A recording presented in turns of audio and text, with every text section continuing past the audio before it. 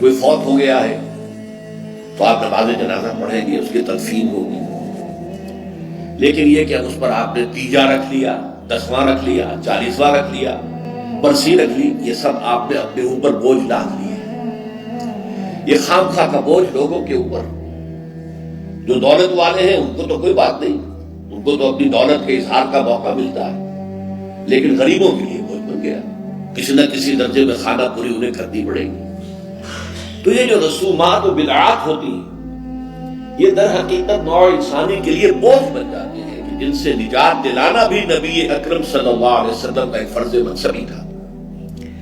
اسی طرح کا معاملہ شادی بیاہ کے اوپر ہے۔ سادہ ترین تقریب،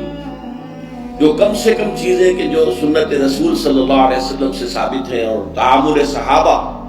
رضی اللہ تعالیٰ عنہ مجمعین سے ثابت ہیں، اس پر اکتفا کرنے کی بجائے اس میں نئی تقریبات، ایک دعوت کی بجائے 5 6 دعوتیں ہو رہی ہیں، اور لوگ خرچ کر رہے ہیں، اسراف بھی ہو رہا ہے، تبذیر بھی ہو رہی ہے۔ پھر میں عرض کروں گا دوبارہ، جو کروڑ پتی ہیں ان کے لیے تو یہ اپنی دولت کے اظہار کا موقع ہوتا ہے کہ ہم بڑے دولت مند ہیں۔ غریبوں کے لیے یہ اسر اور اغلال بن جاتے ہیں، انہیں بھی خیال ہوتا ہے میری بھی بچی ہے، میں اس کے ہاتھ پیلے کر رہا ہوں، وہ کیا سوچے گی، فلاں کی شادی ہوئی تھی، کس طرح وہ کوٹھی بقعے دور بنی ہوئی تھی، میرے والد کو اتنی بھی توفیق نہ ہوئی کہ کچھ بجلی کے جو ہے میرے گھر کے اوپر بھی جو ہے وہ چراغ روشن ہو جاتا ہے۔